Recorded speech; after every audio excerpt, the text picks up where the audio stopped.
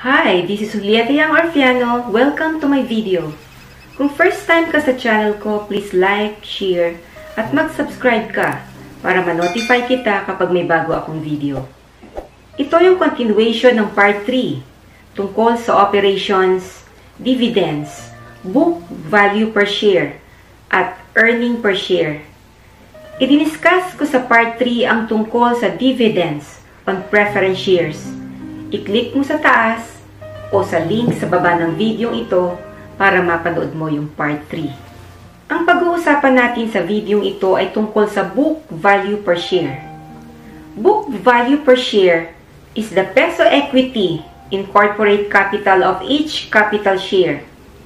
It is the amount that would be paid on each share owned by the shareholder in case of a corporate liquidation, assuming the amount available to shareholders is exactly the same as the total shareholders' equity. The calculation of book value per share depends on how many classes of shares capital are outstanding. If there is only one class of share capital outstanding, book value per share is calculated by dividing the total shareholders' equity by the number of shares outstanding. Subscribed shares, if any, should be added to the outstanding shares. When more than one class of share capital are outstanding, the rights of the different classes of shareholders should be taken into consideration. Preference shareholders enjoy priorities over ordinary shareholders as to distribution of assets upon corporate liquidation. Thus, the equity identified with the preference share capital should be determined first.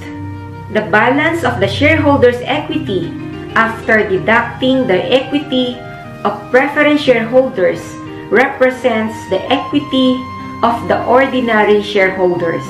Equity identified with each class of stock divided by the number of shares outstanding yields the book value per share.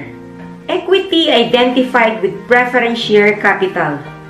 The equity of the shareholders generally consists of the liquidation value of the share and any claim on dividends. Liquidation value of the share capital refers to the amount payable to preference shareholders for every share owned in case of corporate liquidation.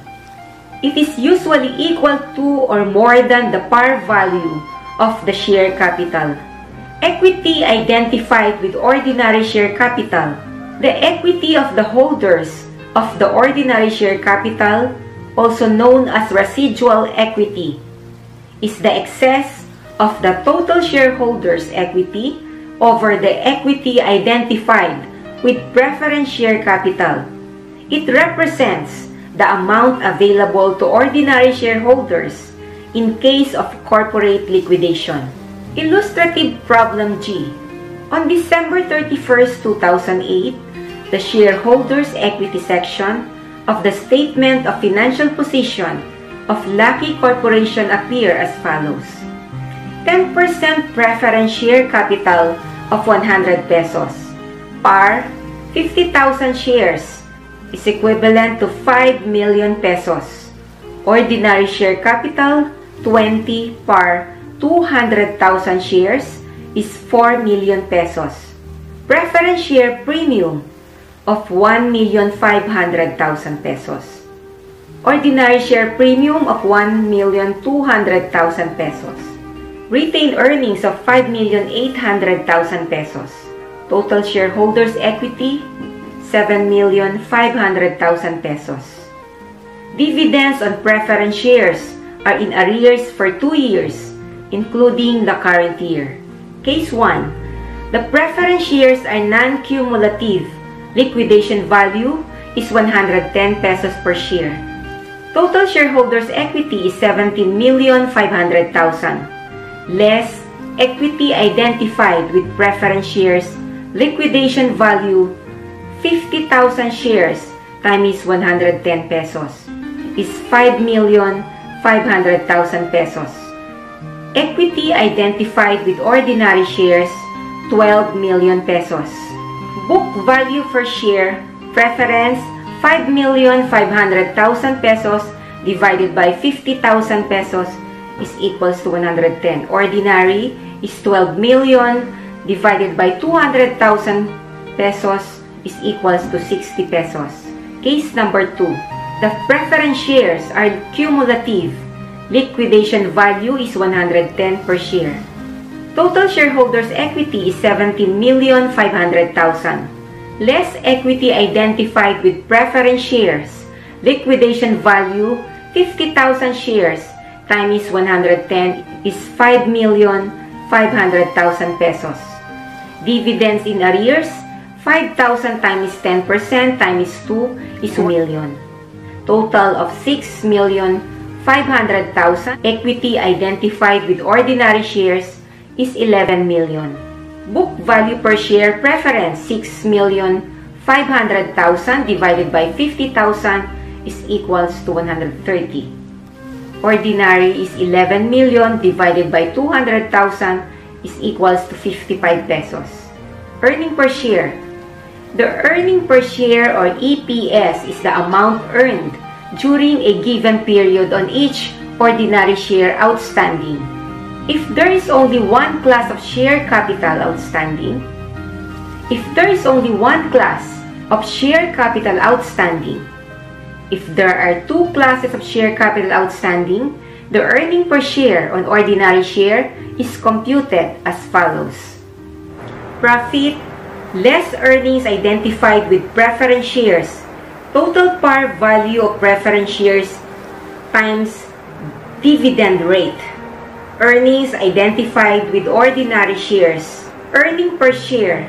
Earnings identified with ordinary over outstanding shares. The earnings per share figure is very useful to investors and prospective investors in evaluating the results of operations of a business in order to make investments decisions. It is also considered as a significant determinant of the market price of the share capital. An earning per share is computed on ordinary shares only and is considered an integral part of the income statement. It is presented immediately after the profit figure. Illustrative problem H. For the year ended December 31st, 2008, the Brilliant Corporation reported profit of 450,000 pesos. Earnings per share computation will be made using two independent cases. Case 1. The company has 20,000 ordinary shares outstanding. EPS 450,000 divided by 20,000 is 22 pesos. Case 2. The company has the following share capital outstanding. 5,000 shares of 10% preference share capital, par value 100 pesos. 20,000 shares of ordinary share capital, par value of 20. Profit 450,000 pesos less earnings allocated to preference shares 5,000 shares times 100 pesos times 10% is 50,000 pesos. Earnings allocated to ordinary shares 400,000 pesos. EPS is equals to 400,000 pesos divided by 20,000 pesos is 20 pesos. Appropriation of retained earnings. As mentioned in the earlier part of this chapter, appropriated retained earnings is that portion of retained earnings set aside for a special or specific purpose. Appropriation of retained earnings reduces the amount available as dividends to shareholders. However, the total retained earnings remains unchanged. There are three types of appropriation to retained earnings which are acceptable.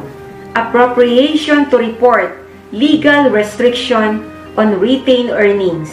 When a company reacquires its own shares, the law requires that retained earnings equal to the cost of the shares required, known as treasury shares, be appropriated or set aside.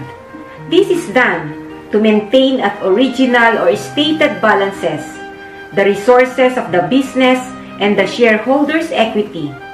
The appropriated balance is reverted to an appropriated classification upon reissuance of the reacquired shares. Appropriations to report contractual restrictions on retained earnings.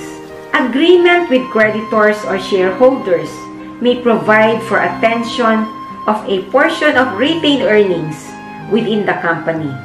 The appropriations of retained earnings is made to protect the interests of creditors and shareholders and to assure redemption of the securities they hold.